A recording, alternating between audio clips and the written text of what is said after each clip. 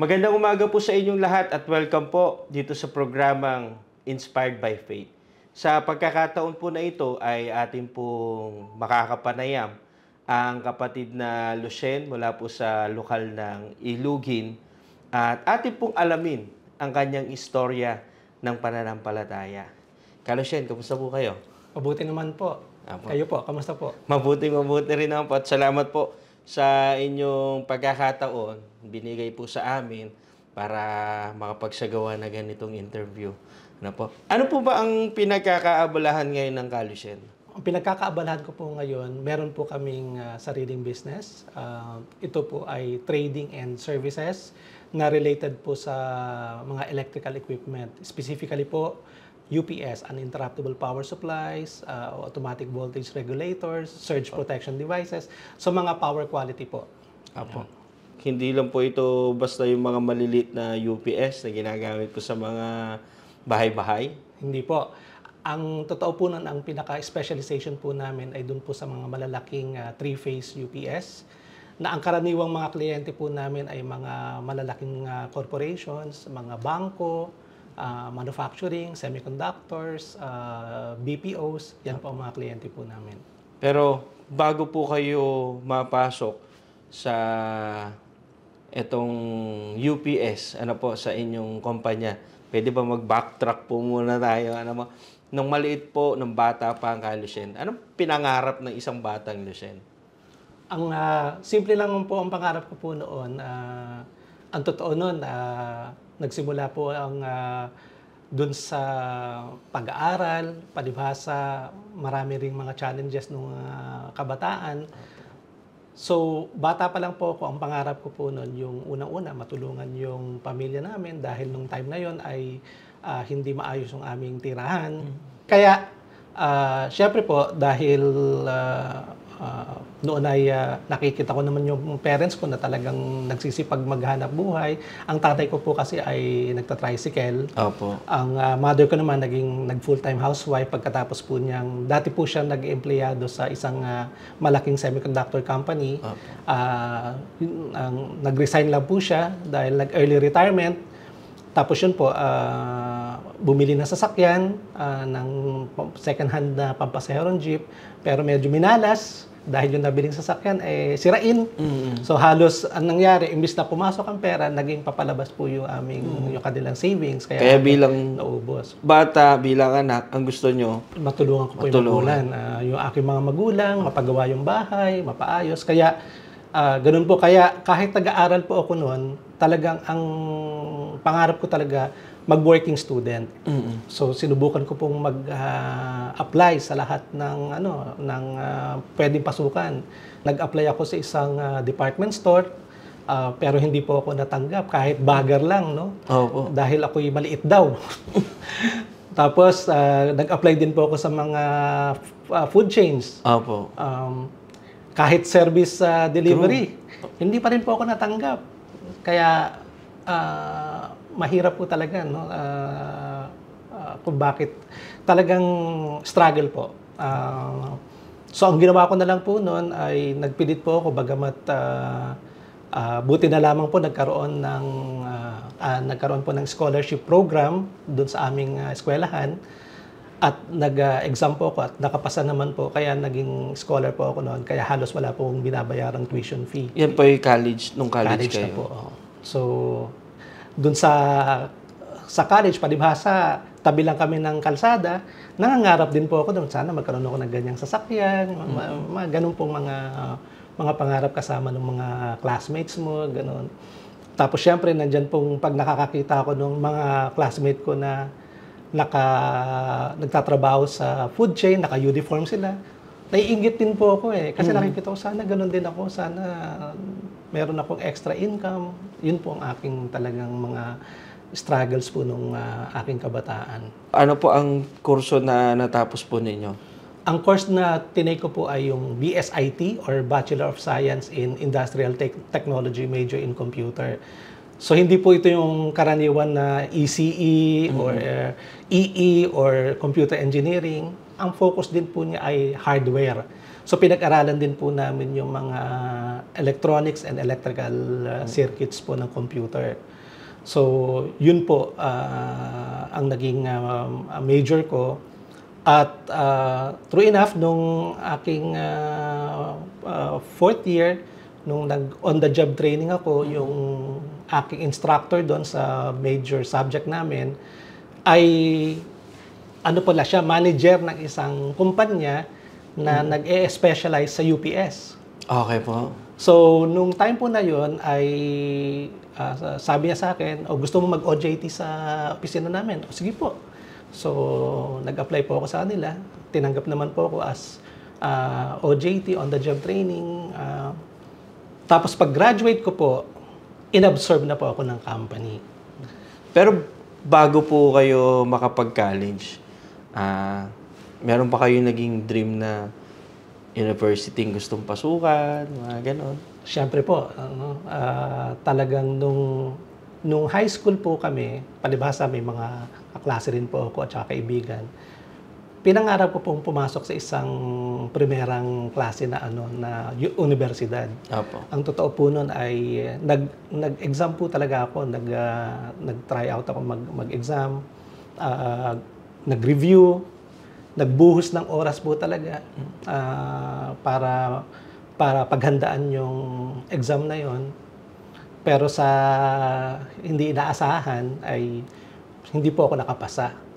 Kaya medyo nalungkot dahil kaya ko naman po gusto pumasok doon sa pamantasan na yon ay dahil bukod sa libre rin ang tuition fee ay mataas siya na kilalang universidad yon at halos lahat gustong po mag-aral doon. Kaya napunta rin po ako sa isang public school dito po sa Makati. Doon po ako yun po yung naging direction ko na noon. Bagamat may tuition fee bayad, pero hindi naman po ganun kalakihan dahil isa rin po siyang public school. Pero ano pong masasabi ninyo doon kasi napansin ko, doon nyo nakilala yung professor nyo doon sa universidad po na pinasukan ninyo, Opo. Na nag-absorb sa inyo, sa kanilang company. Ano pong masasabi po ninyo? Yun nga po looking back po sa mga pangyayari,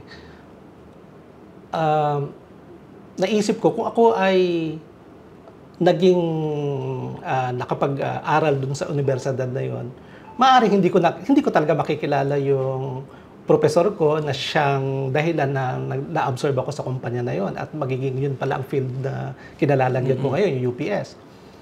Kung nakapasa naman ako bilang bagger or service delivery crew, dahil sa kagustuhan ko talagang magtrabaho, baka maaaring hindi ako nakatapos ng pag-aaral. Gaya po ng mga kaklase ko noon na naging service crew, palibasa na libang sila at kumikita sila, hindi na nila tinapos yung kanilang kurso.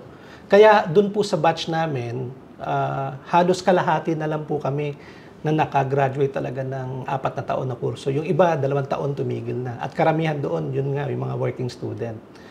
So, nagpapasalamat po ako sa Diyos na talagang may mga dahilan po talaga. Bagamat sa una parang mahirap intindihin dahil gusto mo po yun gusto mo yun, gusto mo to, bakit hindi nangyari sa'yo? Pero yung pala, nire-redirect ka lang pala ng Panginoong Diyos para doon sa kanyang plano para sa'yo. Katulad po na nangyari sa akin, dahil nanatili po ako walang trabaho, na-focus ko yung sarili ko, pag-iisip ko dun sa pag-aaral. Hanggang sa nakagraduate po ako at inabsorb pa na nga po ako nung kumpanya na yon at naging field service engineer po ako ng UPS. Opo. At pagkatapos po ako maging field service engineer ng UPS dahil nakita ng presidente ng kumpanya na madaldal daw ako at pwede raw ako maging ahente, nilagay po niya ako at kinumbinsin niya ako mag-sales. Opo. Ayaw ko pa nga po nun kasi syempre talagang... Hindi yun yung gusto nyo? Hindi yun talagang gusto ko dahil nai-enjoy ko po yung maging field service engineer dahil natututo ko, marami akong natututunan dun sa... Kumbaga, isang tagpo na naman yan na meron kayong gusto. Oo. Pero sabi niya, hindi, mag-sales ka. Opo. Palibhasa, presidente ng kumpanya yon, mahirap tanggihan. So, nag-sales po ako. Yun nga po nangyari. Nung nakabenta naman po ako yung, ito po talagang yung first PO yung nakita ko yung first PO ko, nasabi ko sa sarili ko, hindi na po ako magiging engineer. Kasi, eto, na-enjoy ko na po. Siyempre, pag nagbenta ka, may extra income ka dahil may commission, ayun na po. At doon na nga po, tuloy-tuloy po yung aking career sa pagbebenta po ng UPS. Paano kayo nagsimula na magkaroon na ng sariling kumpanya? Yung pagkakaroon po namin ng sariling kumpanya, struggle din po yun. Kasi ang totoo nun, takot po ako Takot akong mag-business. Unang-una, wala kaming puhunan. Wala kaming pera. Which is, yun yung kailangan.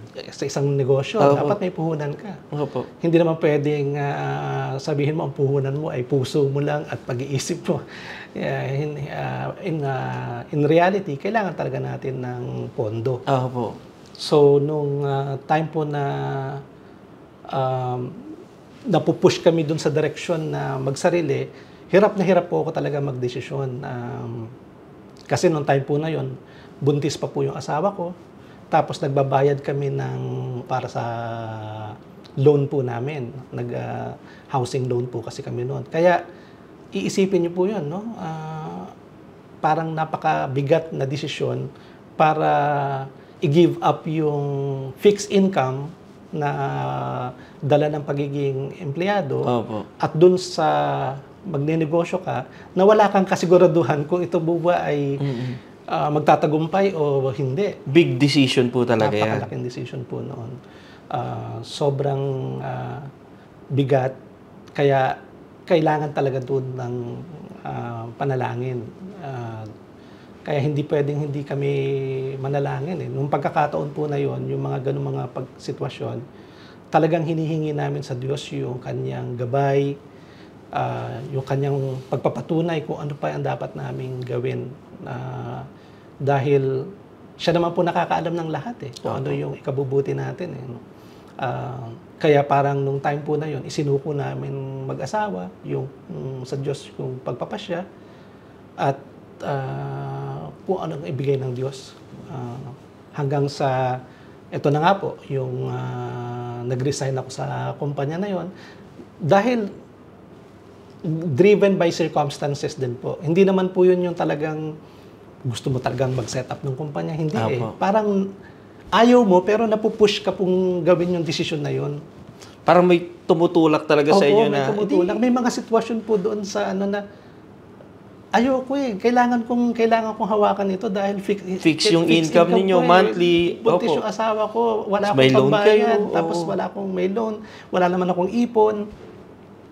Kaya ang hirap po talaga. Kaya wala talagang dahil yun ang hinihingi ng pagkakataon, nag-decide po kami eventually na mag-set up ng company. Ito na nga po yung kumpanya namin. Ano ang structure nung sinimulan nyo to? Dahil po kami ay magkakasama sa team, nung nag-set up po kami ng kumpanya, may kinuha kaming isang napakaliit lang na opisina, siguro mga 15 to 20 square meters lang po yun, dito sa may Mandaluyong din. Inupahan namin yun.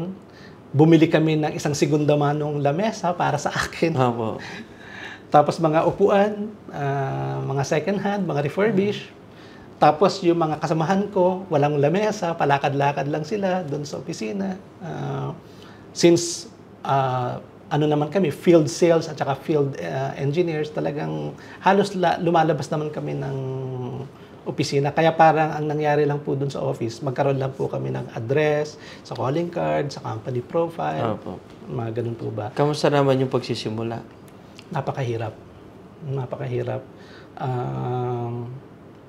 Pero yung mahirap, pero alam niyo po yun, magugulat na lang kayo na biglang magkakaroon ng lead, na sales lead na ganito. Tapos pupuntahan namin. Tapos hindi namin kilala yung kliyente, hindi kami kilala ng kliyente. Pagtitiwalaan kami, magpipirma ng kontrata sa amin, pipirma ng PO. Meron pa nga po isang malaking dalawang ospital sa Subic, pinuntahan namin. Foreigner yung kausap ko, Amerikano.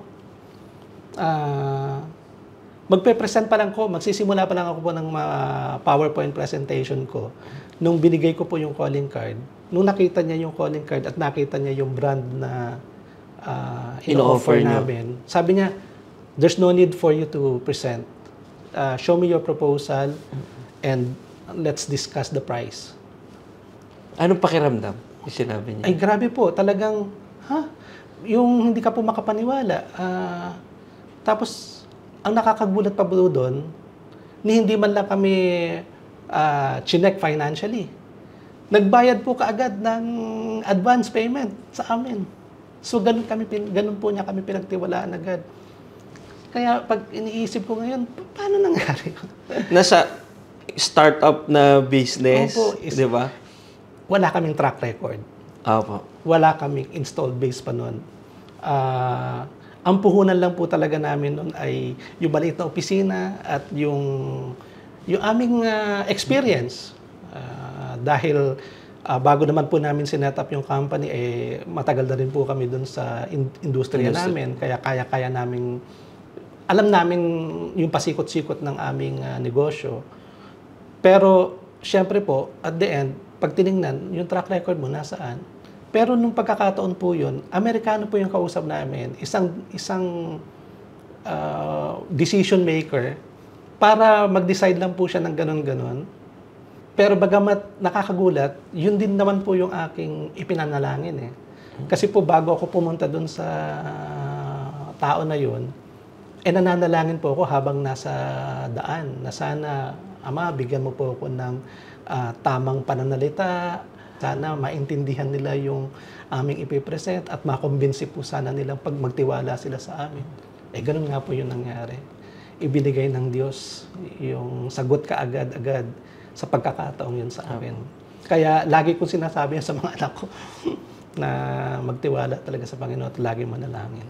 Sa lahat po ng ginagawa ninyo, bago kayo magdesisyon, bago nyo gawin ang isang bagay, lagi nananalangin kayo. Yan po kailan nyo po ginawa yun? Kailan nyo natutunan, kailan nyo naunawaan na mahalagang gawin yun? Nung PNK pa po kasi ako, yung aking mga magulang po kasi ay mga may tungkulin din po sa Iglesia ni Cristo, mga diakonesa at diakono po sila. Sila po ang nagturo sa akin na dapat laging manalangin sa Diyos. Palibhasa ay katabi lang po ng bahay namin ang pagsamba ng kabataan. So, yun po yung nagiging lugar ko para manalangin. At ako rin naman po ay since 6 years old ay mga awit. Kaya sa pagsamba ng kabataan, sa mga pag-aawit, sa pagtuturo lahat, lagi namang tinuturo sa atin yung laging paglapit at pananalangin sa Diyos. Ano man ang sitwasyon, ano man ang gusto mo, sa lahat ng pagkakataon, lagi kang manalangin. Nung bang PNK kayo, nung bata po kayo, nasa pagsamba pa ng kabataan, meron kayong naalala na pinanalangin niyo sa Diyos? Meron po. Natupad po ba? Natupad po. Yun po yung ibinigay sa akin ng Diyos na himala sa buhay namin. Meron isang malaking project akong wino-workout na nababanggit ko sa aking panalangin na sana po, Ama, ito yung maging dahilan para matupad ko na yung pangarap ko. Yun nga po ang nangyari. Naging isang parang record-breaking po siya sa kumpanya namin. Dahil sa kauna-unahang pagkakataon, isang ganong kalaking kontrata ang na-sign up po ng opisina na yon sa pamamagitan ng aking closure ng project po na yun. Ito po, medyo na-curious ako. Bata pa lang kayo, pinanalangin nyo na yon. At ilang taon nang lumipas, hindi nawaglit sa isip nyo yung panalangin nyo. Tinupad nyo pa rin. Bakit mahalaga sa inyo na tuparin yung kung ano yung pinangako nyo sa Kanya? Kasi po, pangako ko po yun sa Kanya eh. Tinupad po niya yung pangako niya sa akin. hindi pwedeng hindi ko po tuparin yung pangako ko sa Diyos.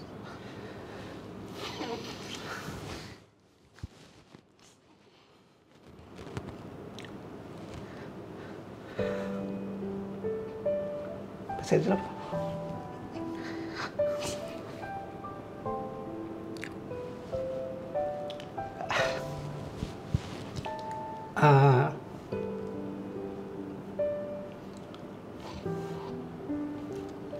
Pag nangako po tayo sa Diyos, hindi po natin dapat hindi tuparin yun. Kasi alam po natin na pag tayo ay hindi tumupad sa pangako natin sa Diyos, yung galit po niya, pag nagalit siya sa atin, hindi natin alam yung anong pwedeng mangyari sa buhay natin. Pero kapag tinupad natin ang pangako natin sa Diyos, hindi ka rin niya bibiguin sa mga hinihiling mo sa Kanya. Yun po yung napatunayan ko sa sarili kong karanasan sa pananalangin, paghingi ng tulong at awa sa Panginoon. Kaya nung pinagkaloob naman po niya sa akin yung kailangan kong biyaya para matupad ko yung pangako sa Kanya, hindi na ako nag-atubili na hindi ko gawin yun. Agad-agad, ginawa po kagad namin sa kasama ng aking asawa. At pagkatapos po nun, lalong napakalaki at napakaraming biyaya ang isinukli ng ating Panginoong Diyos sa akin at sa aking pamilya po. Ano po ba pagkaunawa po ninyo sa lahat? Sa lahat po ng biyaya na tinatanggap po ninyo sa ngayon? Nahihirapan po akong unawain, pero isa lang po yung pwede kong sabihin na siguro po ibinigay talaga ng Diyos sa akin to. Bagamat hindi ko naman hiniling na ganito Nung time po na nananalangin naman po, ang hinihiling ko lang, bigyan ako ng biyaya, pagpalain po ako, tulungan ako sa hanap buhay.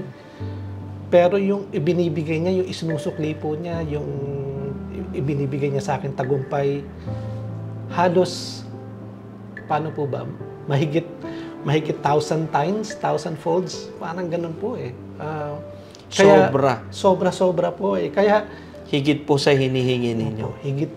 Higit na higit pa po sa hinihingi ko. Kaya, hindi ko gawin yung aking pangako sa Kanya. Kaya, yun po yung kami mag-asawa, sa lahat, sa pagtulong sa iglesia, tinuturo namin sa mga anak namin yan. Sa lahat po ng larangan ng gawain ng iglesia, dapat maging masigla kami, tumulong sa iglesia, tumulong sa pamamahala. Kung ano po yung pwede naming maitulong, ibubuhos po namin talaga. Dahil ang Diyos, pag tumulong din po sa amin, buhos-buhos din po talaga. Meron po ako naalala, binanggit ng ating namamahala na hayaan mong ang Diyos ang magmaneho ng buhay mo. Totoo po yun. Ano po yung gusto ninyong ipaunawa sa mga kapatid natin na gano'n, nananalangin din naman ako. But parang wala yung biyaya. Pag tayo po ay humiling sa Diyos, dapat po kasi parang isuko natin sa Kanya. Hindi sa lahat ng pagkakataon, yung gusto natin, gusto po natin ng ganyan. Siyempre, ipapanalangin mo yan. Tapos pag hindi natupad, magtatampo ka sa Diyos, magtatampo ka, iisipin mo, hindi ka sinagot. Tapos ano mang gagawin mo? Hindi ka natutupad? Mali po yun. Dapat po, mas lalo kang kumapit. At saka, ako po kasi, pag merong hindi nangyari o natupad sa hinihiling ko sa Diyos, ang lagi ko po talagang sinasabi, hindi talaga ibinigay ng Diyos yan. Yun na po kagad ang aking conclusion. Hindi para sa akin yan. Hindi yan ang gusto ng Diyos para sa akin. Sa dinami-dami ng nangyari sa buhay ko, na ganun nga po ang nangyayari. Katunayan, halimbawa, bigyan ko po kayo ng halimbawa. Isang project, pinagpanata ko po. Trinabaho namin ng talagang todo-todo. Halos ibinuhos namin yung oras namin para sa isang proyekto na yon. Na halos makukuha mo na talaga. And all of a sudden, biglang in-award sa iba. Di ba, ano po ang pakiramdam nun? Hindi po ito mga pangkaraniwang proyekto, malalaking proyekto po ito. So, ang lagi ko sinabi kaagad sa sarili ko nun para mapawi yung panghihinayang at yung sakit, hindi para sa atin yan. Hindi yan ang ibinigay ng Diyos. Alam nyo, ang nangyari doon, hindi binayaran ng kliyente. Nagsara yung kumpanya.